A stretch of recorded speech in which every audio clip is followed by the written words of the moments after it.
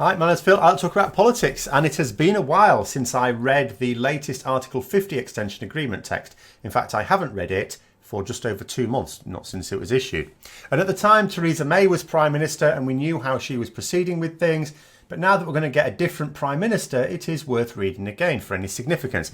And I was reminded of it when I saw a tweet yesterday from someone showing us that the text for the latest extension of Article 50 specifically says that time may not be used to reopen the withdrawal agreement.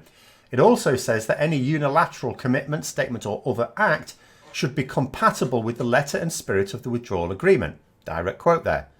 So talking about changing the withdrawal agreement or even about exiting without a deal is technically a breach of this. Of course, Boris Johnson talking about it is not Prime Minister yet, so the UK government hasn't breached any agreement. And even if he becomes PM and genuinely wants us to leave with no deal, though that's questionable, he wouldn't of course care. But it wasn't that clause that caught my eye. That one simply exposes the lies about being able to renegotiate the withdrawal agreement with the EU, which anyone paying attention knows is a lie anyway. There were a few other clauses that caught my eye. So one of them was regarding a progress meeting in June.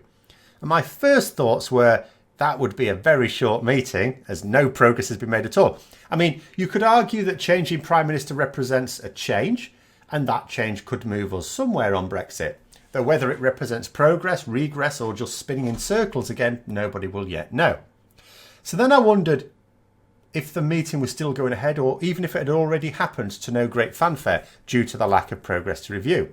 So I had a little search on the EU website, and sure enough, they did have a meeting last week. It was part of the same meeting where more tangible press releases came out, such as the wrangling over who should be taking the top jobs in the next European Parliament and discussing climate change, as well as further expansion of the EU. All of those things I'd read about.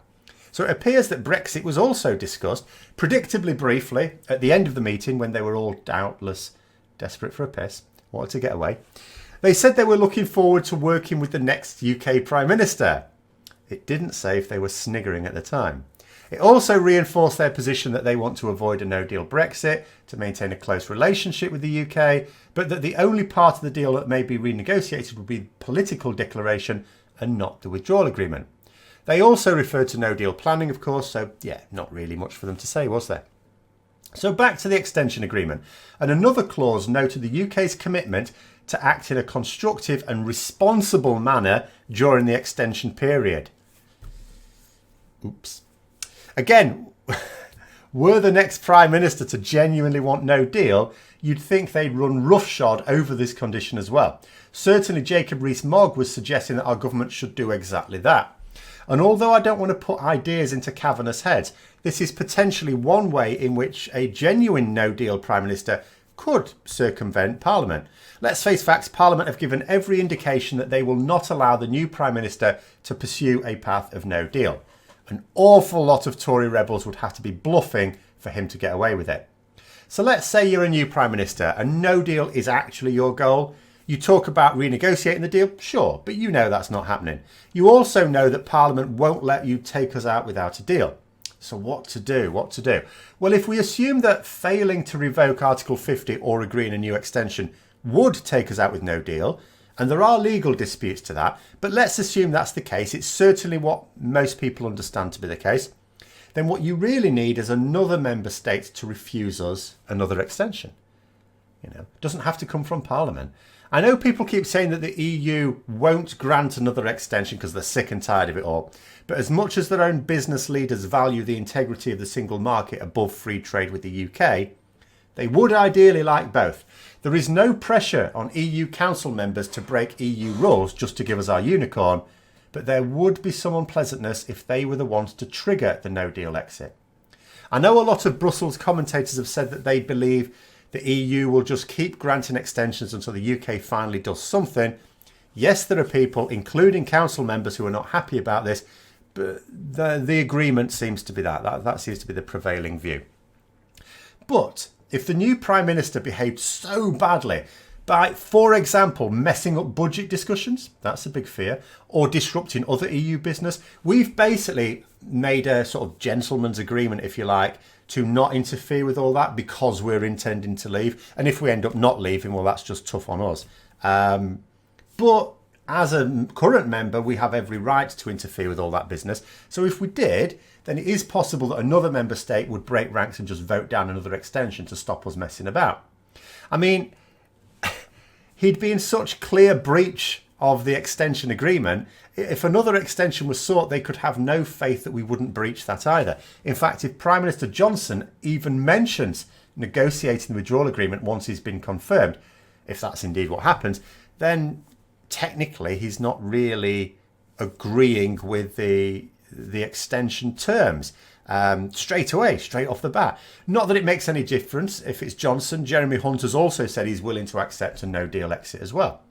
Now, as I say, I've seen experts in EU law suggest that exceeding the Article 50 deadline doesn't automatically remove us from the EU. In other words, we get to the deadline, no extensions agreed, it's the day after, oh, we're out of the EU.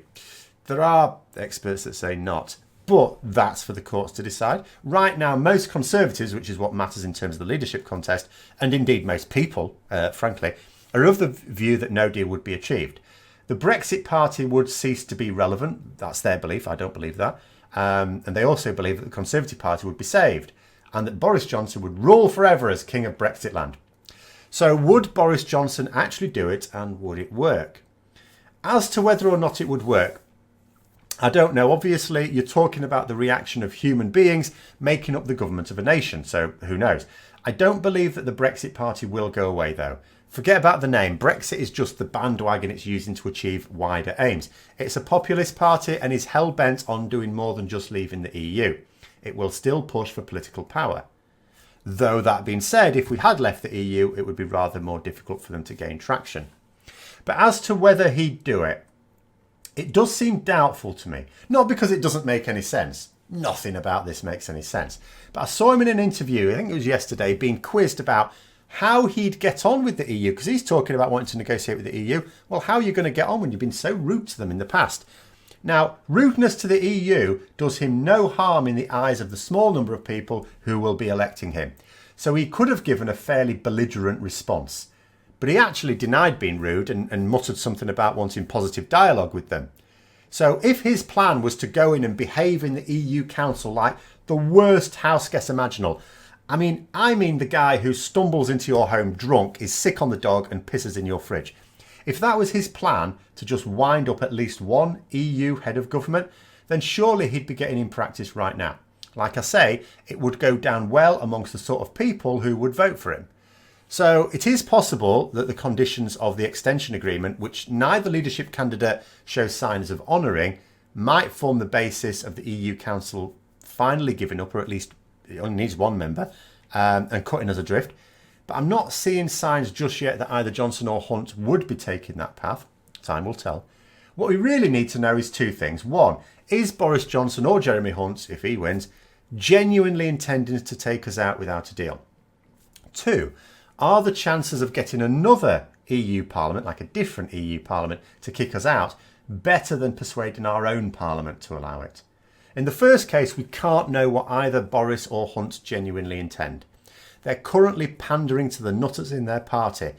It keeps being said, it's a bit of a meme at the moment, that it's now too hard to tell which Tories are mad and which ones are just pretending to be mad. In the second case, Westminster seems completely resolute that we're not leaving without a deal. The votes on that were overwhelming. As such, if there's even a slender chance of a different EU member state pulling the plug, then that has to be, by definition, a better chance than defeating the House of Commons on this issue. So that's how I see things anyway. Let me know your thoughts in the comments below. I hope you found the video interesting. If you did, don't forget to click the like button, subscribe for further content, and until next time, I'll see you later.